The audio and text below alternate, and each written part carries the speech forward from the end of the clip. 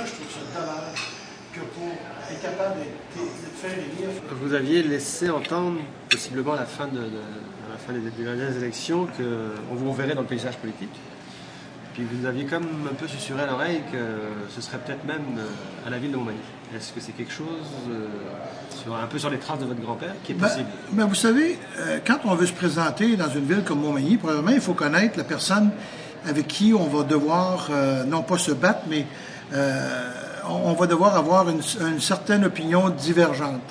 Le maire Desrosiers, ça a été clairement dit pendant tout le temps de la campagne, c'était pas nécessairement mon grand chum, alors que moi, j'ai jamais vu d'animosité entre le maire Desrosiers et moi. Pendant toute la durée de mon mandat, j'ai été d'une politesse et d'une déférence toujours. Il y a eu l'imbroglio pendant la campagne électorale sur Fortissimus qui a dégénéré complètement et qui n'était pas du tout voulu.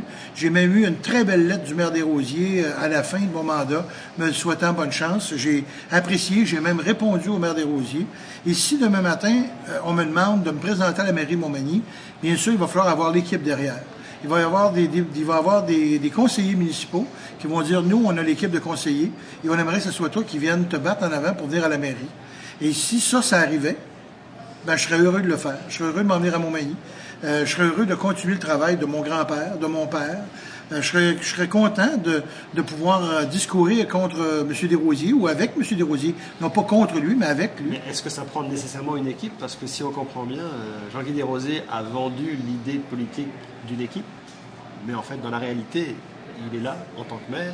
Les conseillers sont très peu visibles. L'équipe est dissolue depuis longtemps. Écoutez, il y a des échevins autour du maire, d'accord, mais l'équipe qui était là pendant la campagne n'est plus là. Si les députés, les conseillers qui sont là disent, nous, Claude, on aimerait ça que tu sois derrière nous, qu'ils me rencontrent. Parce que je vous mentirai pas, j'ai déjà eu quelques rencontres.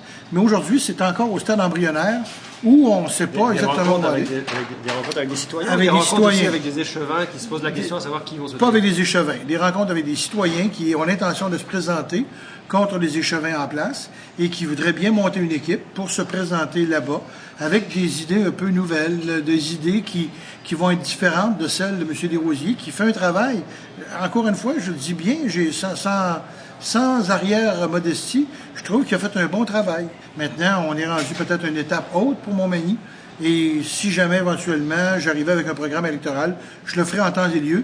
Pour le moment, comme je vous dis, c'est encore l'état embryonnaire, qu'on ne parte pas la rumeur plus grande que ça. S'il n'y a pas d'équipe derrière moi, j'ai déjà fait campagne avec l'ADQ, avec une très petite équipe. Et je dois vous dire que je trouve ça difficile. Je sais très bien que le maire Desrosiers va avoir une très grosse machine derrière lui, avec bien sûr toute la machine du député en place. Donc avant de m'en aller, me battre simplement pour dire que je vais me battre, va-t'en mon homme, on va te laisser le champ libre. Assurez-vous que je vais avoir une équipe derrière moi où j'irai pas.